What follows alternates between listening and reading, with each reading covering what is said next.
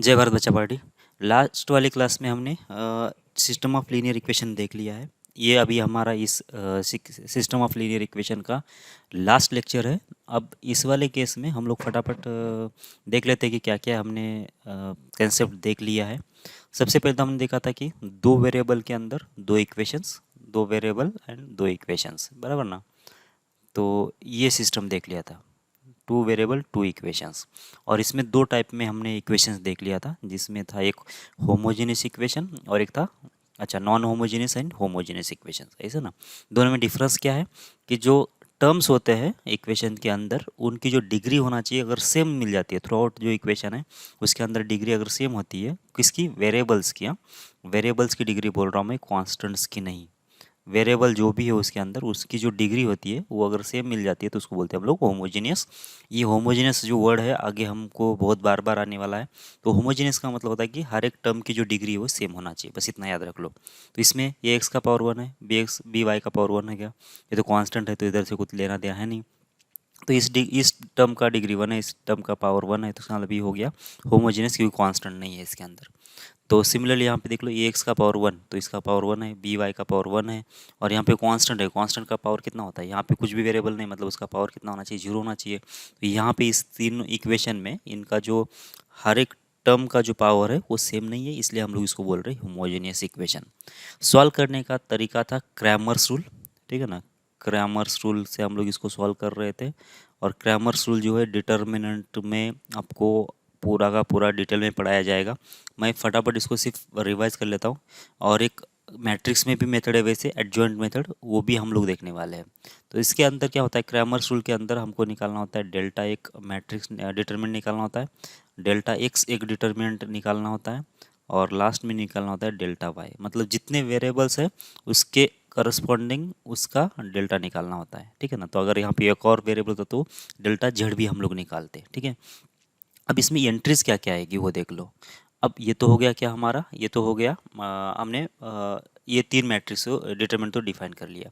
जो डेल्टा होता है इसको बोलते हैं हम लोग कोएफिशिएंट डिटर्मिनेंट, ये होता है कोएफिशिएंट डिटर्मिनेंट।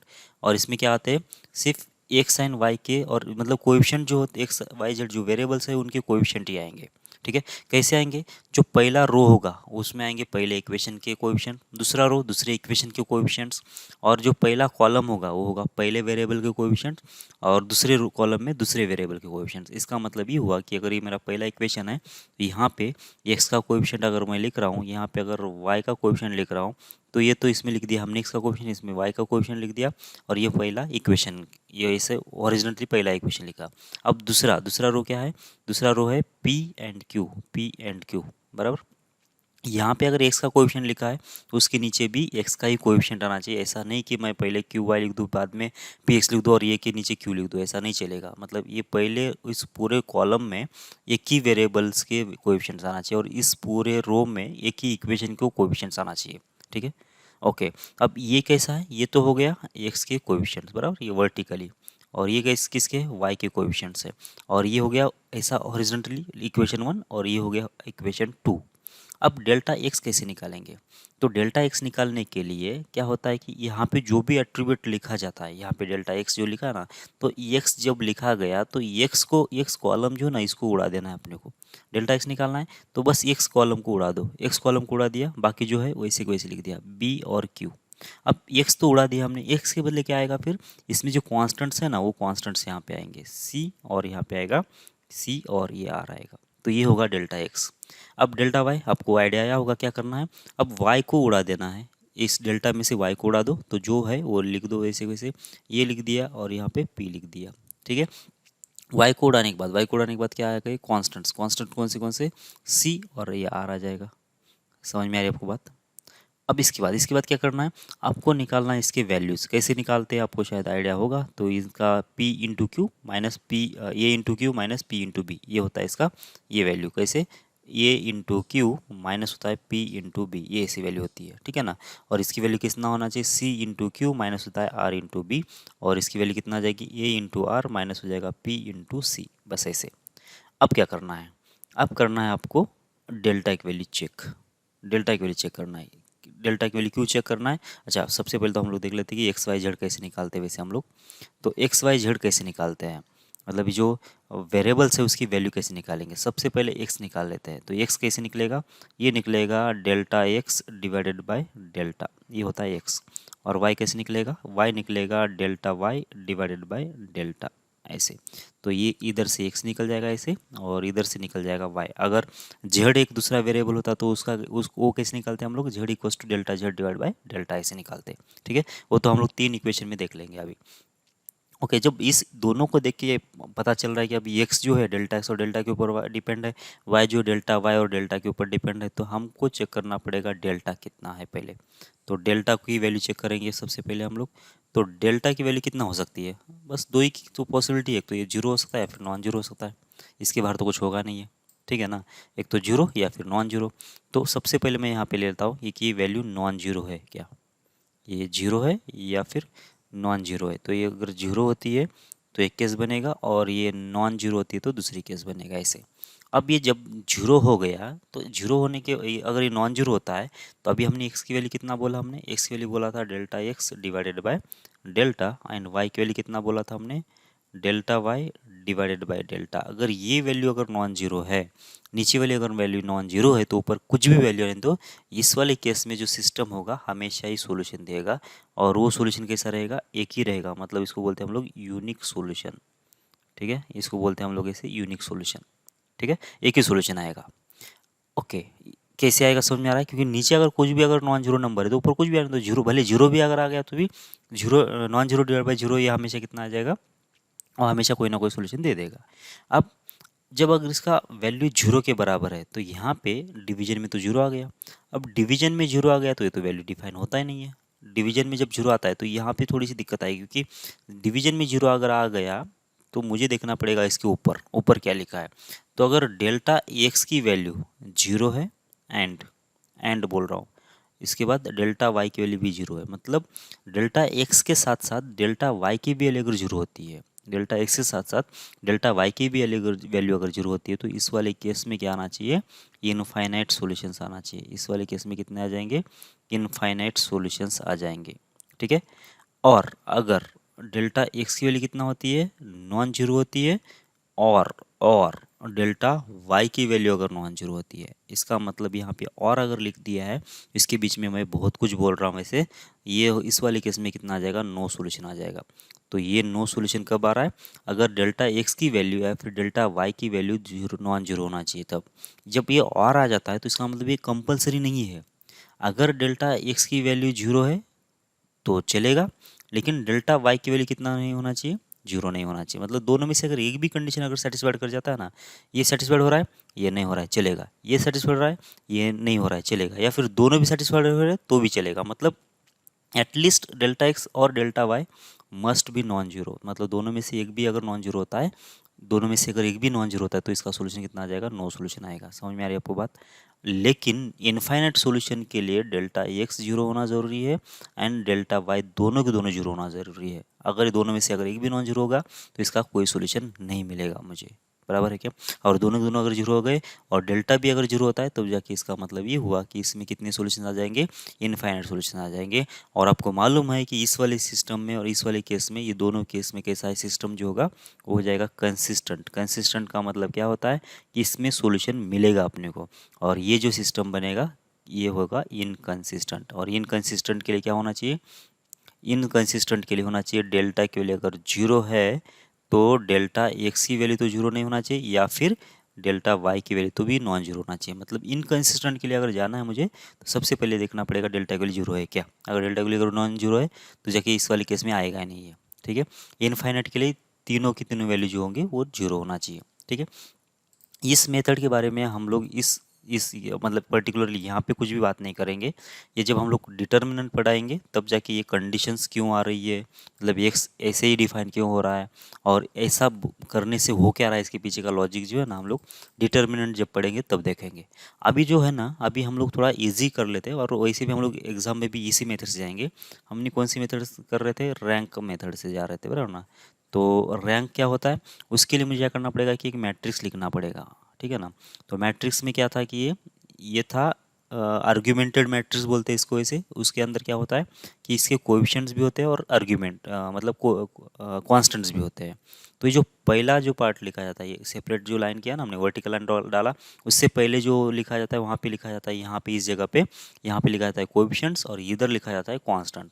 तो इक्वेशन कैसे थे हमारे, ax plus B Y equals to C. तो यहाँ पे पहले इक्वेशंस पहले रो में आएंगे पहले इक्वेशंस के कोएफिशिएंट्स और इस लाइन के आगे आएगा कांस्टेंट। ठीक है, अब नीचे दूसरे इक्वेशन का कोएफिशिएंट्स आएंगे और इस लाइन के आगे जाएगा हमारा क्या, कांस्टेंट। अब ये तो आपको पता चला क्या करना है। अब इसके बाद क्या करना होता है कि मुझे इक्वलन फॉर्म में कन्वर्ट करना होता है। इक्वलन फॉर्म शायद आपको मालूम चल गया होगा। तो इक्वलन फॉर्म का मतलब ये होता है कि डायगोनल एलिमेंट जो है, diagonal elements, leading diagonal elements का मतलब क्या होता है कि इसके पहले एलिमेंट से लेकर लास्ट एलिमेंट तक, क्योंकि इधर भी तो डायगोनल एलिमेंट्स है ना, ये पी भी तो डायगोनल एलिमेंट्स है, लेकिन ये लीडिंग नहीं है। मतलब ये क्या है कि ये फर्स्ट एंड लास्ट नहीं है। तो लीडिंग डायगोनल एलिमेंट्स का मतलब कितना होता है कि इसका मैट्रिक्स का पहला एलिमेंट और क्या कि मैट्रिक्स का ये मतलब ये 2 by 2 का मतलब ये आर नहीं है, इसका डायगोनल ले लो, मतलब पहले एलिमेंट से जो डायगोनल जा रहा है वो ले लो। मतलब ए एंड क्यू ये कैसा होगा, ये डायगोनल एलिमेंट्स है, ये वाला ए और क्यू डायगोनल एलिमेंट्स है। तो जो डायगोनल एलिमेंट्स जो होते हैं उसके नीचे जितने भी एलिमेंट्स है ना उसको जीरो करना होता है मुझे। तो ये जब जीरो हो जाएगा मतलब इसमें कितना है कि एक ही एलिमेंट है, तो ये पी को जब जीरो करूँगा तो क्या होगा कि जो मैट्रिक्स बनेगा उसको बोलते हैं हम लोग इक्वलन फॉर्म। ऐसे वाली चीज़ को क्या बोलते हैं हम लोग, इक्वलन फॉर्म बोलते हैं। अब जब इक्वलन फॉर्म में कन्वर्ट हो चुका है ना तो इसका रैंक निकालना है समझो। तो रैंक ऑफ ए, रैंक को हम लोग ऐसे रो से डिनोट करते हैं। रैंक क्या होता है, रैंक होता है number of non zero rose, number of non zero रोज। अब ये नॉन जीरो रोज का मतलब क्या होता है वो भी मैं समझाता हूँ। जीरोज रोज का मतलब ये होता है कि अब मैं इस रो को स्कैन कर रहा हूँ, ये पहले वाले रो को स्कैन अगर कर दूँ तो इसमें सारे के सारे अगर एलिमेंट जीरो हो जाते हैं, मतलब ए भी बी भी और सी भी अगर जीरो हो जाता है, तीनों के तीनों अगर जीरो हो जाता है तो इसको बोलेंगे हम लोग जीरो रो बोलेंगे।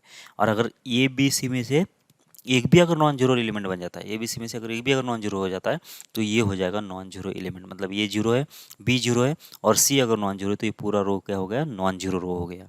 ठीक है, तो ऐसे कितने नॉन जीरो रोज है वो बस वही देखना है अपने को। तो वो होता है उसका रैंक। ओके, अब इसका फ़ायदा क्या है हमारे इक्वेशन निकाल मतलब इसके सॉल्यूशंस निकालने में, वो देख लेते हैं। तो मुझे क्या करना होता है कि ये जो इतना जो कोएफिशिएंट मैट्रिक्स है इसको बोलते हैं हम लोग ए। ठीक है, और ये यहाँ से लेकर यहाँ तक ये क्या है, कोएफिशिएंट प्लस क्या है, कोएफिशिएंट प्लस कांस्टेंट्स है। तो इसको बोलेंगे हम लोग ए बी। इसको आर्ग्यूमेंटेड मैट्रिक्स भी बोलते हैं वैसे, मतलब मैथमेटिक्स की भाषा में इसको आर्ग्यूमेंटेड मैट्रिक्स भी बोलते हैं, लेकिन अपने को इसके नाम से कोई ज़्यादा लेना देना है नहीं, अपने को बस इसके सॉल्यूशन से मतलब है। तो आर्ग्यूमेंटेड मैट्रिक्स मतलब क्या होता है कि इसका कोएफिशिएंट मैट्रिक्स और कांस्टेंट मैट्रिक्स दोनों मिला के, ठीक है ना। तो अब अपने को देखना क्या होता है कि रैंक ऑफ ये निकालना होता है मुझे। रैंक ऑफ ए का मतलब कितना, बस ये जो इतना पार्ट है ना उसका रैंक निकालना है, मतलब इसमें से कितने रोज जीरोज है, कितने जीरो नॉन जीरो रोज है, बस इतना ही देखना है। ठीक है, इस सी और आर को देखना नहीं, मतलब एक कांस्टेंट को देखना नहीं। ये कब देखना है, जब ये जीरो होने के बाद। अच्छा, एक और चीज़ क्या कर रहे हो पता है क्या, मतलब ये गलत नहीं है लेकिन फिर भी अगर मुझे क्या करना है कि R2 में अगर चेंज करना है, R2 में अगर चेंज करना है तो R2 में से कुछ किसी को तो घटाना पड़ेगा, बराबर ना, किसी को घटाना पड़ेगा, किसी को ऐड करना पड़ेगा। इसमें तो R1 एक ही ऑप्शन है, बराबर है क्या। जब ये ऑपरेशन करेंगे ना तो किस में चेंज कर रहा हूँ मैं, किस में चेंज कर रहा हूँ, R2 में चेंज कर रहा हूँ। ये बहुत ही इंपॉर्टेंट है, क्योंकि आगे चल के हम लोग ना शायद इसमें ज़्यादा इफेक्ट नहीं पड़ेगा, लेकिन आगे चल के हम लोग ये आदत नहीं लगाएंगे, क्योंकि आगे चल के जो मैं बोल रहा हूँ ये रूल आप जो कर रहे हो वो रूल आगे यूज़ नहीं होगा। तो फिर वो फिर दिमाग में कन्फ्यूजन क्रिएट हो जाएगा कि कहाँ पे कौन सा लगाना है। तो अब यहीं से हम लोग क्या कर लेते हैं कि ये रूल ही बना लेते हैं। मैं क्या बोल रहा हूँ ध्यान से सुनो। जब R2 में मैं चेंज कर रहा हूँ ना, R2 में चेंज कर रहा हूँ तो यहाँ पे R2 में किसी को भी मल्टीप्लाई या डिवाइड नहीं करना है। यहाँ पे किसी को भी मल्टीप्लाई डिवाइड नहीं करना है, मतलब जिसमें चेंज कर रहे हैं हम लोग उसमें किसी भी नंबर को मल्टीप्लाई या डिवाइड नहीं करेंगे।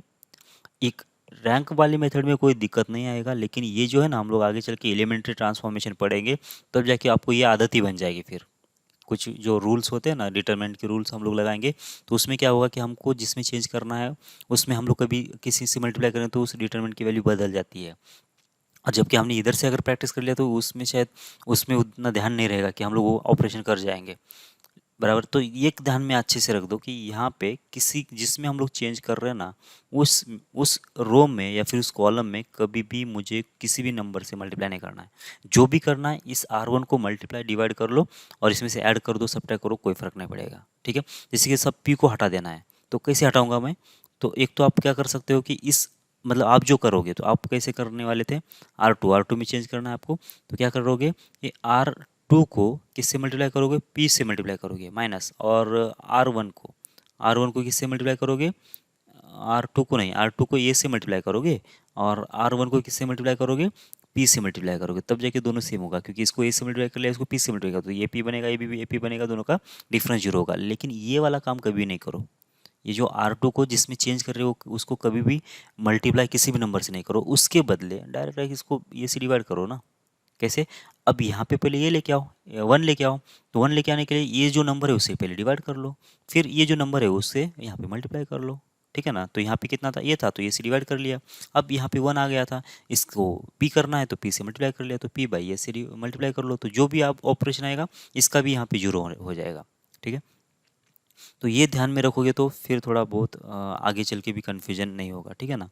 अब रैंक ऑफ ए निकाला हमने, और रैंक ऑफ ए बी भी निकाला, क्या ये दोनों सेम है क्या, देख लिया। रैंक ऑफ ए निकाला, रैंक ऑफ ए बी है निकाला, दोनों सेम है क्या, और दोनों सेम होने के साथ साथ क्या नंबर ऑफ वेरिएबल्स के बराबर है क्या, नंबर ऑफ वेरिएबल्स के बराबर है क्या, नंबर ऑफ वेरिएबल्स के बराबर है क्या। अगर ऐसा हो जाता है, rank of A B number of variables के बराबर हो जाता है, तो इस वाले केस में कितना आएगा, यूनिक सॉल्यूशन आएगा। मतलब यहाँ पे मुझे तीन तीन डिटर्मिनेंट लिखने की ज़रूरत नहीं है, बराबर, बस एक डिटर्मिनेंट लिख दिया, एक मैट्रिक्स लिख दिया और एक नंबर को जीरो कर दिया, काम खत्म, यूनिक सॉल्यूशन वहाँ से निकल जाएगा, ठीक है।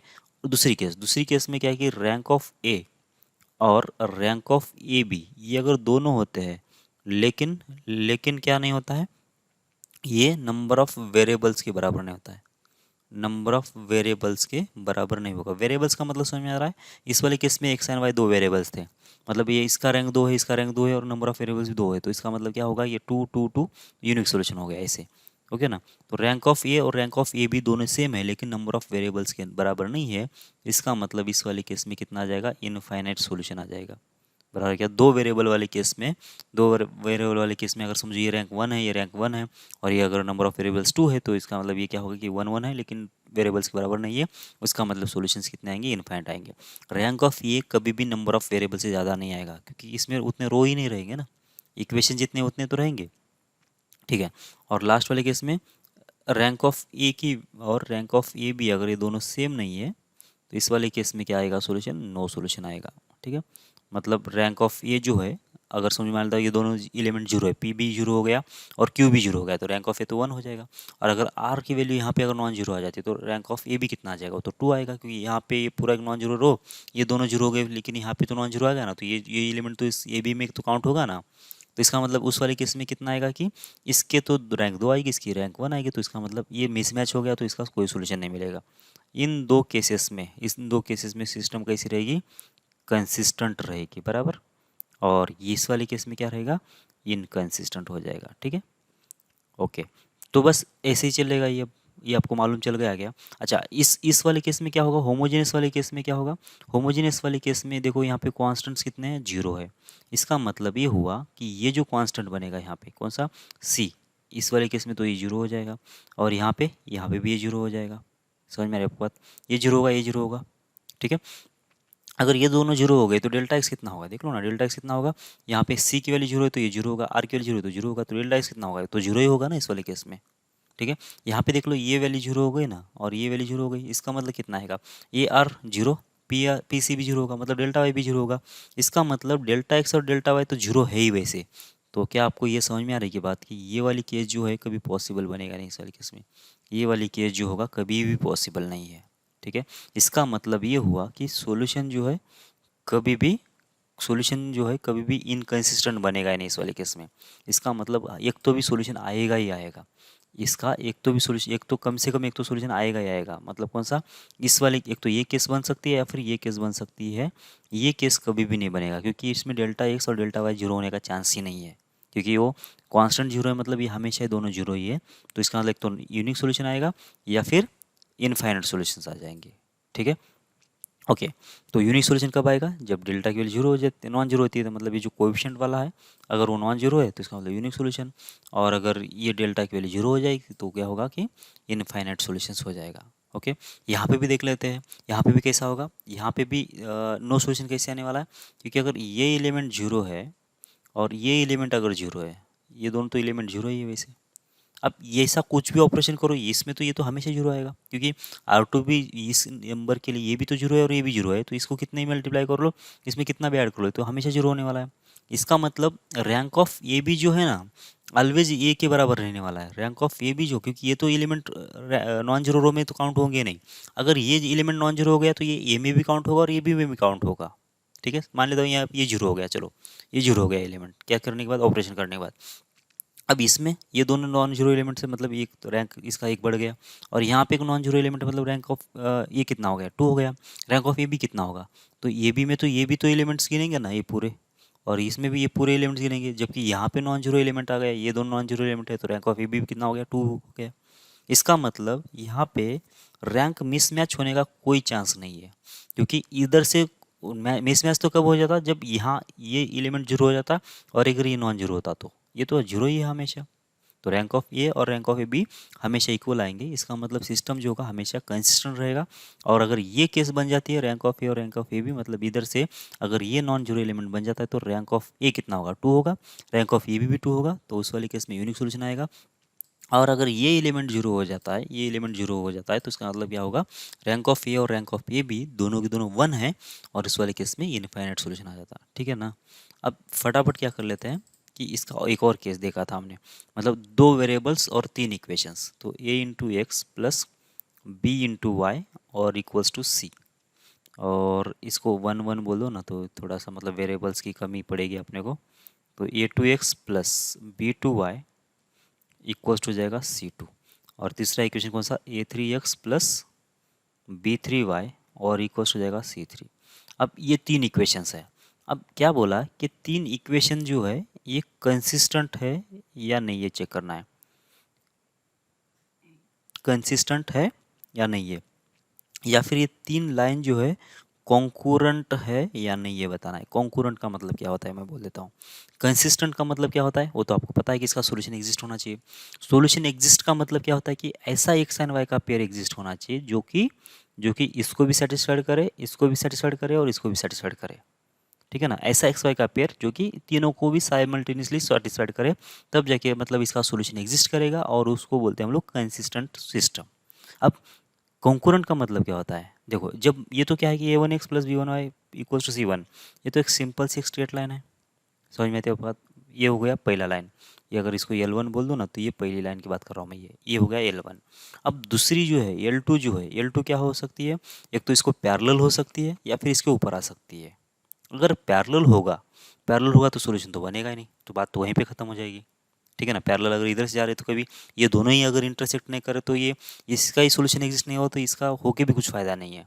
ठीक है, तो इसका मतलब क्या होना चाहिए, कम से कम क्या होना चाहिए सिस्टम, ये एल टू जो है एक तो इसके ऊपर से पास करना चाहिए, इसके ऊपर से पास करना चाहिए, या फिर दूसरी केस कौन सी थी, ये था एल वन, और एल टू कैसा होना चाहिए, ऐसा कोई इसको इंटरसेक्टिंग होना चाहिए। तीसरी एक कौन सी केस पॉसिबल थी, तीसरी एक कौन सी केस की बात कर रहा था मैं, कि ये एक स्ट्रेट लाइन एल वन हो गया और दूसरी एल टू कैसी होगी, इस टाइप की, मतलब ये दोनों पैरेलल होंगे। अगर ये दोनों ही अगर इंटरसेक्टिंग नहीं है, तो ये तीसरी लाइन इसको ऐसे निकालो, ऐसे निकालो, या फिर इसके ऊपर निकालो, इसके ऊपर निकालो, या फिर ऐसे निकालो, कोई फ़ायदा नहीं, क्योंकि दोनों से मिला के कोई एक सिंगल सॉल्यूशन नहीं आएगा, क्योंकि इन दोनों का तो ये आया, इन दोनों का एक आया, ये अलग आया, तो इसका मतलब ये अलग ही बनेगा, मतलब ना ये इक्वेशन, ये जो पॉइंट है इसको सेटिस्फाई नहीं करेगा और ये पॉइंट इसको सेटिस्फाई नहीं करेगा। इस वाले केस में तो कंसिस्टेंसी बनेगा ही नहीं। ठीक है, अब कंसिस्टेंसी बनने का चांस किस में है, इन दोनों केसेस में। अगर तीसरी लाइन में ऐसा निकाल दो, है ना, ये एल वन और एल टू तो इसके ऊपर है ना, ये हो गया एल थ्री। ठीक है, तो ये जो पॉइंट ऑफ इंटरसेक्शन है, ये जो पॉइंट है वो एल थ्री के ऊपर भी है, एल वन के ऊपर भी है, एल टू के ऊपर भी है, तो ये जो सिस्टम हो गया ये हो गया कंसिस्टेंट, ये होता है कंसिस्टेंट। ठीक है ना। और यहाँ पे अब एल थ्री के लिए क्या क्या ऑप्शन है, अब एल थ्री एक तो क्या होता है कि ऐसे पास करे या फिर इसके ऊपर से पास करे, ये दो ऑप्शन पॉसिबल है। अब जब ये लाइन अगर एल थ्री होगा तो इन दोनों का जो पॉइंट ऑफ इंटरेक्शन तो ये हो गया, इन दोनों का पॉइंट ऑफ इंटरेक्शन ये हो गया, और ये इन दोनों का पॉइंट ऑफ इंटरेक्शन तो ये है, तो इस वाले केस में भी क्या होगा कि कोई सोल्यूशन आएगा नहीं। लेकिन जब हमारी लाइन अगर ये बन जाती है, मतलब एल थ्री अगर ये लाइन बन जाती है, यहाँ से अगर पास करती है इसके पॉइंट ऑफ इंटरसेक्शन से, तब जाके क्या होगा कि ये जो तीनों का भी सॉल्यूशन एक ही आएगा, बराबर क्या, क्योंकि ये पॉइंट इस लाइन के ऊपर भी है, इस लाइन के ऊपर भी है और इस लाइन के ऊपर भी है। इसका मतलब ये तीनों को भी साइमल्टेनियसली सेटिस्फाइड करेगा और ये जो सिस्टम होगा वो कंसिस्टेंट होता है।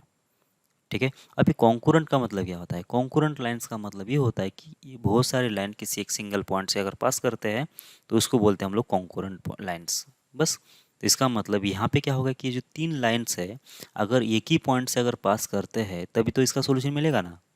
तो इसलिए हम लोग क्या बोलते हैं, ये जो है ये तभी पॉसिबल हो जाएगा जब ये लाइन जो होंगे एक पॉइंट से पास करेंगे तो।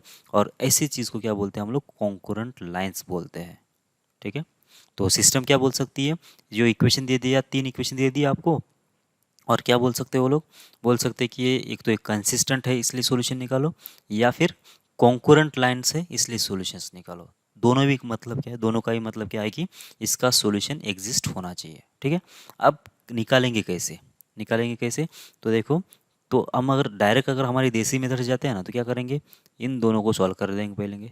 इन दोनों को सॉल्व कर लिया, ये इक्वेशन 1 और इक्वेशन 2 को सॉल्व कर लिया, जो भी सॉल्यूशन आया ना इसमें रख के देख लिया, इसमें रख के देख लिया। और अगर ये सेटिस्फाइड हो जाता है, इसका जो सॉल्यूशन इसको अगर सेटिस्फाइड हो जाता है, इसका मतलब ये हुआ कि ये जो सिस्टम है वो कंसिस्टेंट है या फिर सिस्टम जो है कॉन्करेंट है। क्योंकि हमने क्या किया कि इसको और इसको सॉल्व कर लिया, तो जो इसका सॉल्यूशन आया ये हमने रख दिया ये तीसरी लाइन के ऊपर। अगर ये तीसरी लाइन के ऊपर भी होता है इसका मतलब ये सिस्टम है।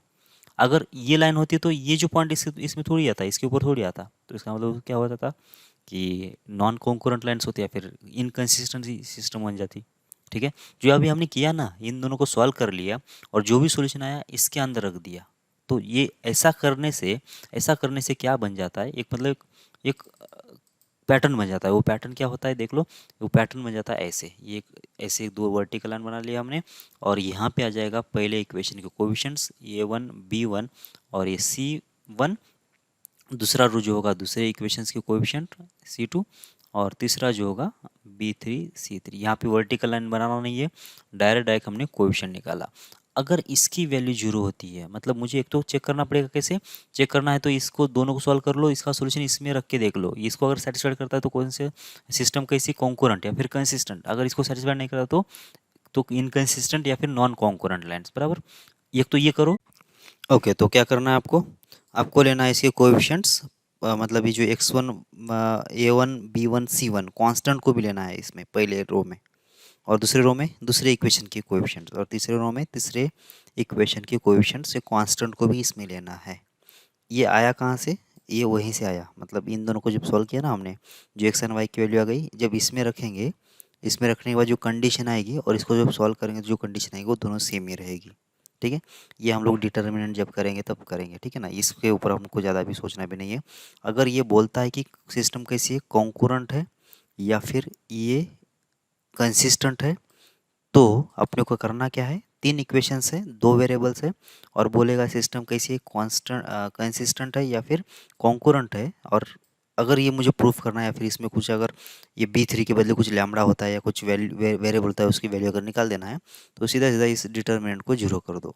इस डिटर्मिनेंट को जीरो करने के बाद जो भी वैल्यू आएगी, ये डिटर्मिनेंट को अगर जीरो कर दिया तो इसका मतलब वो जो सिस्टम होगी वो कैसी होना चाहिए, कॉन्करेंट होना चाहिए। ये सिस्टम जो होगी कॉन्करेंट होगी या फिर कंसिस्टेंट होगी।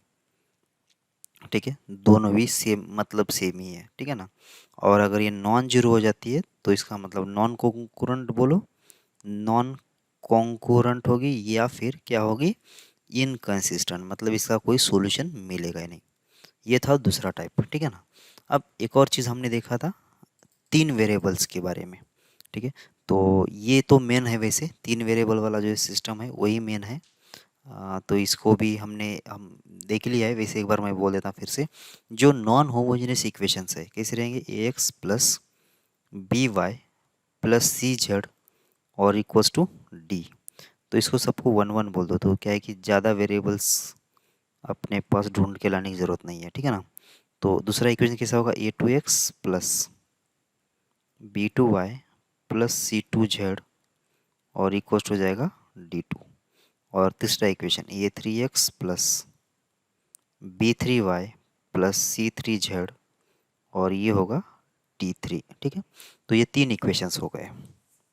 ओके, तो ये सिस्टम कैसी है, ये है नॉन होमोजेनियस इक्वेशन। क्यों नॉन होमोजेनियस है, क्योंकि इसमें इसकी डिग्री 1 है, इसकी डिग्री 1 है, इसकी डिग्री 1 है, लेकिन ये कांस्टेंट आ गया ना तो इसका डिग्री तो 0 होता है। तो सारे की डिग्री सेम नहीं है, इसलिए हम लोग क्या बोल रहे हैं, इसको नॉन होमोजेनियस इक्वेशन बोल रहे हैं। और 3 इक्वेशन है, 3 वेरिएबल्स है, ठीक है ना। और दूसरा इक्वेशन सिस्टम a1x है, b1y और होगा c1z और इक्वल्स टू अगर 0 होता है तो। अब ये सिस्टम कैसी है, ये है होमोजेनियस, क्योंकि इसमें कांस्टेंट तो है नहीं, कांस्टेंट नहीं है मतलब वो 0 हो गया, 0 है मतलब उसका डिग्री तो हम गिनेंगे नहीं। और जितने भी टर्म्स है उनकी जो डिग्री है सबकी कितनी है, 1 1 है। तो ये कैसे हो गया, होमोजेनियस लीनियर इक्वेशंस इन 3 वेरिएबल्स हो गए। तो ये हो गया होमोजेनियस इक्वेशन, ठीक है ना। और ये हो गए नॉन होमोजेनियस इक्वेशन, ठीक है। और इसमें कैसे है कि 3 वेरिएबल्स है और 3 इक्वेशंस है। यही हमारा लास्ट वाला टॉपिक है, बराबर ना। तो मतलब हमारे सिलेबस में कितना है, एक तो 2 वेरिएबल 2 इक्वेशंस, या फिर 2 वेरिएबल 3 इक्वेशंस, या फिर 3 वेरिएबल 3 इक्वेशन, उसमें भी होमोजेनियस और नॉन होमोजेनियस, उसमें भी होमोजेनियस और नॉन होमोजेनियस, ठीक है। तो अब इसमें कैसे करेंगे, क्रैमर्स रूल तो आपको मालूम ही है, क्या करना पड़ेगा, डेल्टा निकालना पड़ेगा। डेल्टा क्या होता है, डेल्टा होता है कोएफिशिएंट डिटर्मिनेंट, मतलब पहले रो में पहले इक्वेशन के कोएफिशिएंट्स। तो इसमें 3 है तो 3/3 का डिटर्मिनेंट बनेगा, क्योंकि x1 का y का और z का कोएफिशिएंट ऐसे आ गए। और दूसरी रो में दूसरे कोएफिशिएंट, दूसरे रो के कोएफिशिएंट, तो एक 2 b2 और c2। और तीसरे रो में तीसरे इक्वेशंस के कोएफिशिएंट्स, बराबर। ये हो गया डेल्टा। डेल्टा एक्स कैसे निकालेंगे, जैसे कि हमने बोला, जो भी एक्स का जो रो होगा उसको रिप्लेस करेगा कौन, कांस्टेंट्स की वैल्यूज। तो ये तो हो गया किसका, एक्स का रो, एक्स का कॉलम। ये किसका हो गया, ये वाई वेरिएबल्स के कॉलम्स। और ये किसके हैं, ये जेड वेरिएबल्स के कॉलम, ठीक है ना। तो एक्स का जो भी रो है, कॉलम है, उसको रिप्लेस करना है अपने को d1 d2 d3 से। तो ये होगा d1 यहाँ पे, ये होगा d2 और ये होगा d3। और यहाँ पे कितना है, ये तो होगा b1 और ये b2 और ये b3। इसके बाद ये होगा c1, ये होगा c2 और ये c3 ऐसे। तो d1 d2 d3, b1 b2 b3 bc1 c2 c3। क्या किया हमने, जो x वाला जो टर्म है वो निकाल दिया, क्यों, क्योंकि यहाँ पे नीचे एट्रीब्यूट x ही लिखा है ना, इसलिए। और डेल्टा वाई कितना होना चाहिए, डेल्टा वाई में वाई के जो टर्म्स है वो निकल जाएंगे, मतलब वाई का जो रो है, कॉलम है, वो निकल जाएगा और उसके बदले कांस्टेंट आ जाएगा, मतलब इस वाले रो में कुछ चेंज होगा नहीं। तो कॉलम में, सॉरी मैं बार बार रो बोल रहा हूँ। तो a1 a2 a3, और इस वाले में भी कॉलम में कुछ चेंज नहीं होगा, c1 c2 और c3। और बस ये बीच वाला था, ये वाई का कॉलम था, उसके बदले कितना आ जाएगा, कॉन्स्टेंट्स, मतलब d1 और d2 और ये d3 से। और एक और रह गया कौन सा, एक और डेल्टा जेड एक रह गया, क्योंकि इसमें 3 वेरिएबल्स है तो एक और डिटर्मिनेंट आ जाएगा डेल्टा जेड के लिए। तो डेल्टा जेड भी मैं यहाँ पे निकाल लेता हूँ। तो डेल्टा जेड के इसके अंदर क्या आएगा, फिर यहाँ पे भी एक्स एंड वाई में कुछ चेंज नहीं होगा। तो a1 का a1, a2 का a2 और a3 का a3। फिर b1 b2 b3, ये तो हो गए किसके, एक्स के और वाई के कोएफिशिएंट। अब जेड के जो कोएफिशिएंट्स है चेंज हो जाएंगे और उसके बदले कितना आ जाएगा, d1 d2 और d3 आएगा। क्या ये आपको समझ में आ रहा है क्या, ठीक है। तो जो भी एट्रीब्यूट्स का हम लोग डिटरमिनेंट निकालेंगे, उस वेरिएबल्स को रिप्लेस करके कांस्टेंट को हटाना है, लगा देना है, बस ऐसे। तो अब यहाँ से एक्स की, वाई की और जेड की वैल्यू कैसे निकलेगी, सेम जैसे हमने उसमें निकाला था 2 वेरिएबल में। कैसे निकलेगा, एक्स की जो वैल्यू आएगी, एक्स की वैल्यू आ जाएगी कैसे, एक्स इक्वल्स हो जाएगा delta X divided by delta. और वाई कैसे आ जाएगा, डेल्टा वाई डिवाइडेड बाय होगा डेल्टा। और डेल्टा जेड कैसे होगा, डेल्टा जेड होगा डेल्टा जेड डिवाइडेड, अच्छा डेल्टा जेड नहीं, सिर्फ जेड, ठीक है ना, मतलब जेड इस वेरिएबल की वैल्यू निकाल रहे हैं हम लोग। तो वो कितना होना चाहिए, तो ये हो जाएगा Z equals to delta Z divided by delta. तो ये हो गए एक्स की वैल्यू और ये वाई की वैल्यू और ये जेड की वैल्यू। अब आपको पता चल रहा होगा कि यहाँ पे भी तो नीचे तो डेल्टा ही आया हुआ है ना, बस मतलब वही रूल होगा फिर यहाँ पे भी।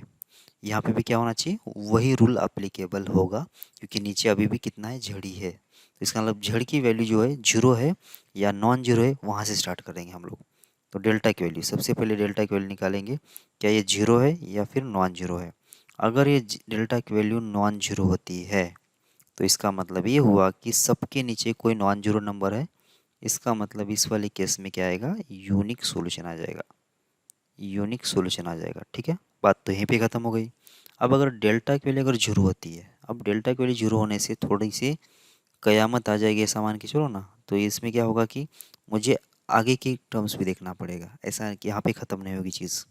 ठीक है, तो क्या करना पड़ेगा फिर, डेल्टा एक्स की वैल्यू देखना पड़ेगा क्या ये जीरो है क्या। उसके बाद यहाँ पे मैं एंड लिख रहा हूँ, मतलब ये अभी जो नीचे लिख रहा हूँ वो कंपलसरी है, मतलब डेल्टा वाई भी जीरो है क्या देखना पड़ेगा। अभी भी एंड लिख रहा हूँ, मतलब क्या है कि डेल्टा जेड भी जो कंडीशन है वो भी कंपलसरी है, मतलब ये भी जीरो है क्या देखना पड़ेगा। मतलब डेल्टा एक्स की वैल्यू जीरो है क्या देखना पड़ेगा, डेल्टा वाई की वैल्यू जीरो है क्या देखना पड़ेगा, डेल्टा जेड की वैल्यू जीरो है क्या देखना पड़ेगा। अगर ये तीनों के तीनों जीरो होते हैं तो तीनों के तीनों जीरो होते हैं तो हमने एंड लगा दिया, मतलब तीनों भी जीरो होना मस्ट है। तो इस वाले केस में कितना आ जाएगा फिर, इनफाइनाइट सॉल्यूशन आ जाएंगे। तो इस वाले केस में कौन सी सॉल्यूशंस, इनफाइनाइट सॉल्यूशंस, तीनों की तीनों जीरो होते हैं तो। और अगर देखा जाए तो इस वाले की चेन में कैसा है, डेल्टा भी जीरो है, डेल्टा एक्स भी जीरो, डेल्टा वाई भी जीरो, डेल्टा जेड भी जीरो, मतलब चारों भी जो डिटरमिनेंट्स है वो जीरो अगर हो जाते हैं तभी जा क्या होगा, ये सिस्टम जो होगा इनफाइनाइट सॉल्यूशन दे देगा। ठीक है, अब दूसरी बात, इधर मतलब अगर delta X delta Y delta Z अगर जीरो नहीं है, मतलब डेल्टा एक्स अगर जीरो नहीं है और मैं और लिख रहा हूँ, तो इसका मतलब आगे वाली अभी कंडीशन जो है ना वो अभी कंपलसरी नहीं है। ये डेल्टा वाई की वैल्यू जीरो हो सकती है या फिर नहीं हो सकती, या फिर डेल्टा जेड जो होगा वो जीरो हो सकता है या फिर नहीं हो सकता। ठीक है, मतलब क्या कि तीनों में से अगर एक भी अगर नॉन जीरो हुआ ना, तीनों में से अगर एक भी अगर नॉन जीरो हुआ ना, तो इसका मतलब क्या आएगा कि इसका नो सॉल्यूशन आ जाएगा। ठीक है, तीनों में से कम एक तो भी नॉन जीरो होना चाहिए, तीनों की तीनों नॉन जीरो होने की ज़रूरत नहीं है। मैं बार बार बोल रहा हूँ, बराबर ना, एटलीस्ट वन, बराबर एटलीस्ट वन लिख दो यहाँ पे, at least one of three must be non zero, बराबर ना, कम से कम एक तो भी क्या होना चाहिए कि नॉन जीरो होना चाहिए, तब जाके इसमें नो सॉल्यूशन आएगा। और आपको पता चल गया होगा भी इन दोनों केसेस में, मतलब इस वाले केस में और इस वाले केस में सिस्टम जो होगी कंसिस्टेंट होगी, क्योंकि इसमें सॉल्यूशन अपने को मिल रहा है। और ये जो है, ये जो सिस्टम है इस ये कैसी है, इनकंसिस्टेंट है, क्योंकि इसमें कोई सॉल्यूशन नहीं मिल रहा अपने को। ठीक है, अच्छा, इसमें क्या होता है कि ये जो सिस्टम है ना, अभी इसमें तो बहुत सारे केसेस बनेंगे वैसे, लेकिन मैं एक सिंपल सा ये बोल देता हूँ। तो ये जो है ना, ये होता है एक प्लेन का इक्वेशन, मतलब तीन वेरिएबल का जो लीनियर इक्वेशन है वो स्ट्रेट लाइन नहीं होता है, वो प्लेन का इक्वेशन होता है। मतलब मान लेता हूँ कि ये एक प्लेन है, ये वाला हमारा। ठीक है, ये प्लेन प्लेन तो मालूम है ना, ठीक है ना, प्लेन होता है। ठीक है, तो ये प्लेन हो गया, ये कौन सा, ये पहला वाला प्लेन।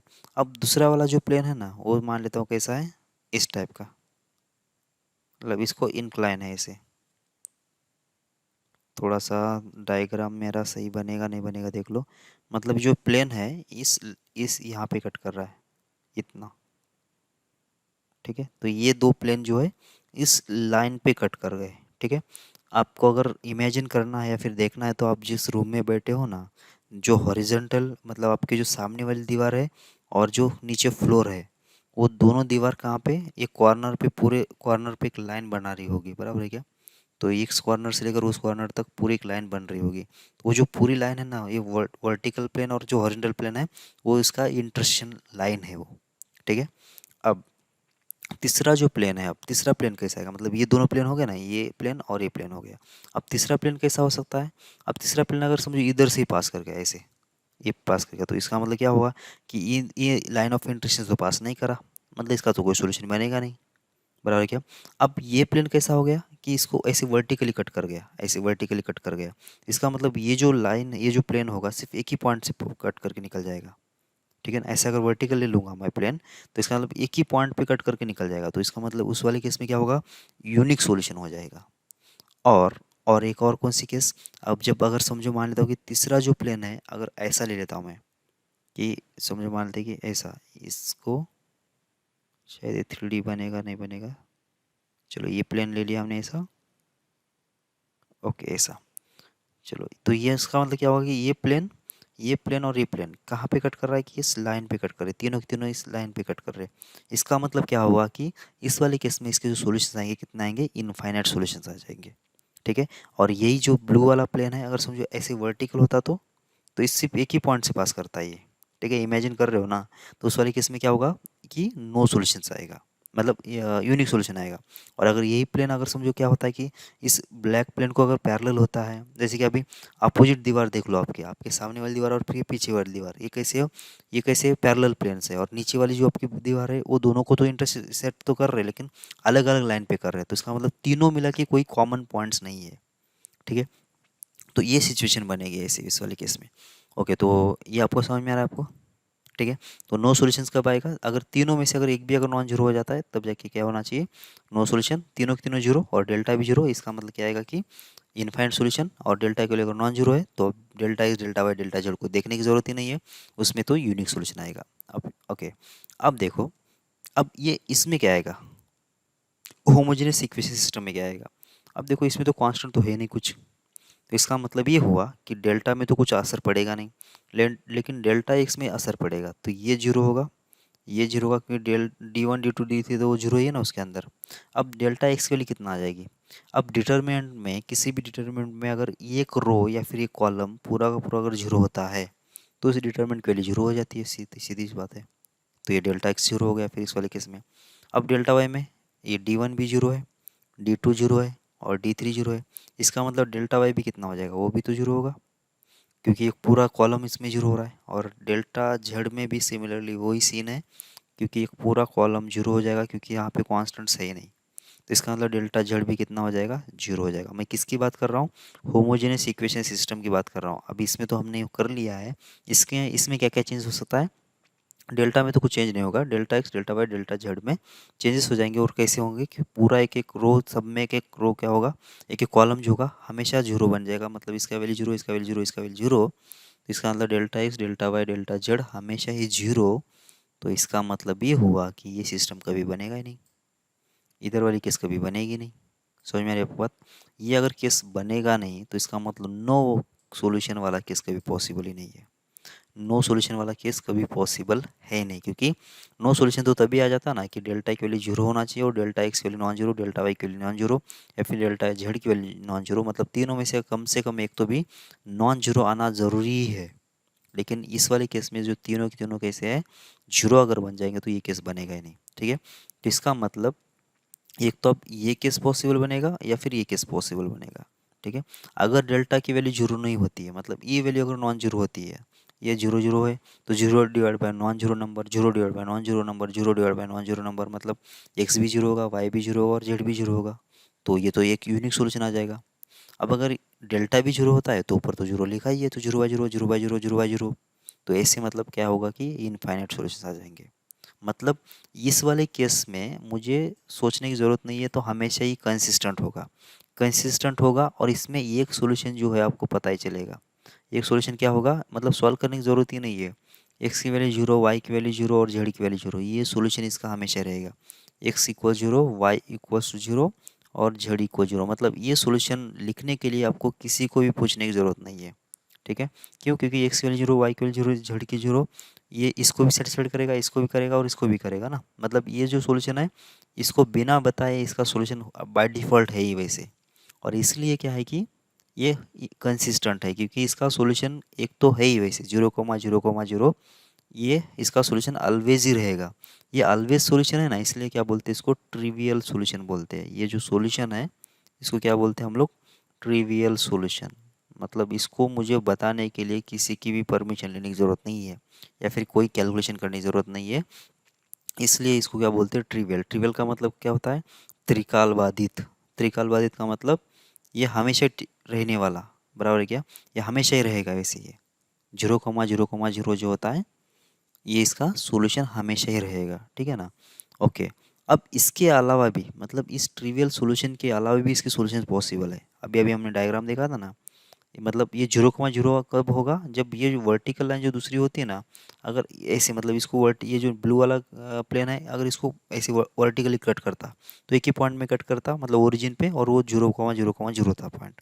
लेकिन जब ये प्लेन अगर ऐसे गया और ये हमारा जीरो कॉमा जीरो जो है यहाँ पे गई है, मतलब तीनों प्लेन अभी जीरो कॉमा जीरो से पास कर रहे हैं।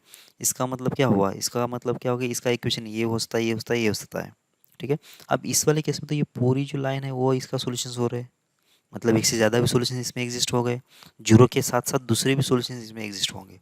और ऐसे सॉल्यूशंस को क्या बोलते हैं हम लोग, ऐसे सॉल्यूशंस को बोलते हैं नॉन ट्रिवियल सॉल्यूशन। ठीक है, तो नॉन ट्रिवियल सॉल्यूशंस बोलते हैं, मतलब इसमें एक तो ट्रिवियल सॉल्यूशन एग्जिस्ट होते हैं या फिर नॉन ट्रिवियल सॉल्यूशंस एग्जिस्ट होते हैं। ठीक है, ट्रिवियल सॉल्यूशन तो हमेशा एग्जिस्ट होगा ही होगा, कोई दिक्कत नहीं उसके बारे में।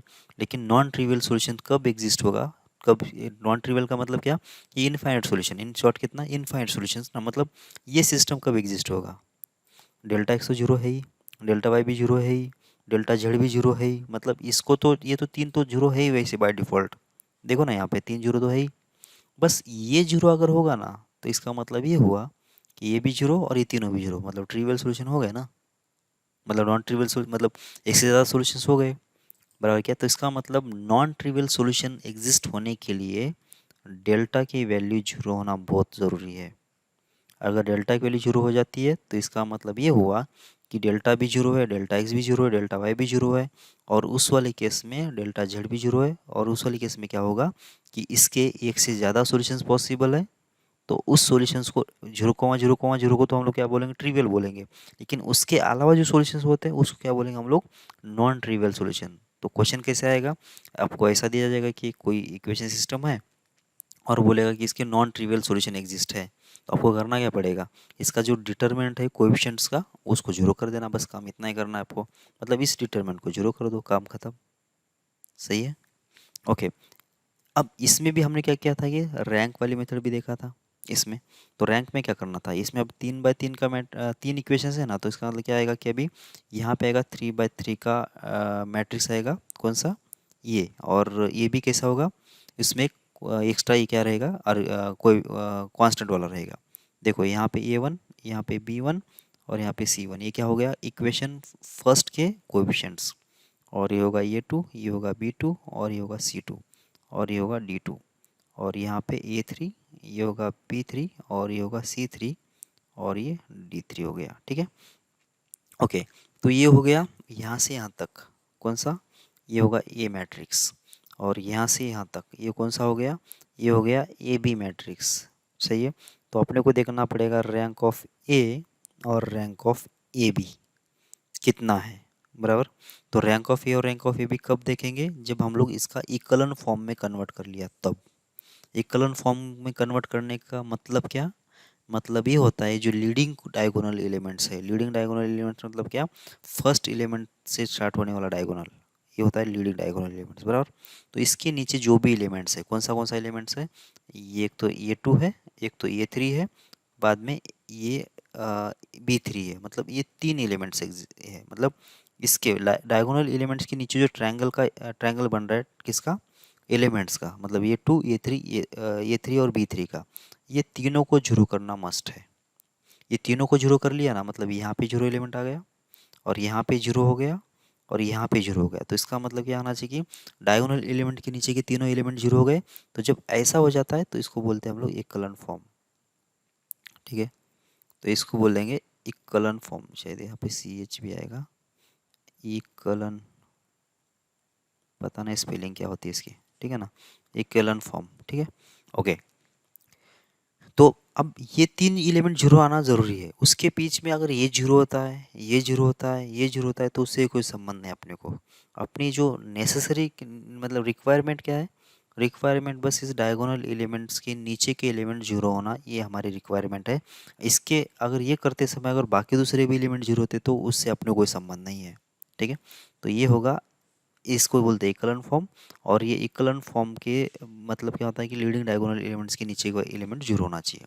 अब ऐसा होने के बाद हम लोग देखेंगे अब इसका rank, rank of A, rank तो हमने पहले ही बोल दिया, रैंक ऑफ ए क्या होता है कि number of non zero elements in a, ये होता है रैंक ऑफ ए। और रैंक ऑफ ए बी क्या होगा कि ए बी के अंदर, मतलब यहाँ से लेकर यहाँ तक के बीच में नंबर ऑफ नॉन जीरो रोज कितने हैं वो देख लो, वो हो जाएगा इसका रैंक। तो रैंक ऑफ ए बी कितना होता है, अगर नंबर ऑफ वेरिएबल्स के बराबर होता है, और इस वाले केस में वेरिएबल्स कितने हैं, वो है तीन, मतलब ये भी तीन होगा, ये भी तीन होगा, और ये भी तीन अगर होगा तो इस वाले केस में क्या होना चाहिए, यूनिक सॉल्यूशन आ जाएगा, ये आ जाएगा कितना, यूनिक सॉल्यूशन। ठीक है, और अगर रैंक ऑफ ए है और रैंक ऑफ ए बी, ये दोनों कैसे है, इक्वल है, लेकिन किसके बराबर नहीं है, नंबर ऑफ वेरिएबल्स के बराबर नहीं है। मतलब ऐसा कब पॉसिबल होगा, जब ये दोनों तो जीरो हो गए और C3 भी जीरो हो गया समझो, और D3 भी जीरो हो गया, तो ये पूरे एलिमेंट जीरो हो गए नीचे वाले। तो रैंक ऑफ ए कितना होगा? 2, क्योंकि ये तो तीनों के तीनों जीरो है, मतलब ये एक नॉन जीरो रो और एक नॉन जीरो रो, तो दो ही बन गया रैंक ऑफ ए। और रैंक ऑफ ए भी कितना होगा? ये तीनों के तीनों ये नीचे जितने भी एलिमेंट्स थे वो तो सारे जीरो हो गए ना, तो रैंक ऑफ ए भी कितना आएगा? वो भी तो 2 आएगा, तो 2 और 2, और ये तो नंबर ऑफ वेरिएबल्स के बराबर नहीं है, इसका मतलब कितना आना चाहिए? ये आ जाएगा इनफाइनाइट सॉल्यूशंस। ठीक है, मतलब रैंक दोनों का सेम अगर हो जाता है तब जाके सिस्टम कैसी होती है? कंसिस्टेंट होती है, भले वो वेरिएबल के बराबर आ जाए या फिर ना आ जाए। अगर बराबर आ जाती तो क्या होगा? यूनिक सॉल्यूशन आएगा, और बराबर नहीं आता तो क्या होगा कि इनफाइनाइट सॉल्यूशंस। और रैंक ऑफ ए और रैंक ऑफ ए बी अगर ये दोनों इक्वल नहीं है तो इसका मतलब ये हो जाता है कि नो सॉल्यूशन। ठीक है, और एक कब पॉसिबल है? अगर C3 की वैल्यू जीरो है और B3 C3 तो ये थ्री तो ऑलरेडी जीरो है, और D3 अगर नॉन जीरो होगा, अगर ये जीरो होगा और ये अगर नॉन जीरो होगा तब क्या होगा?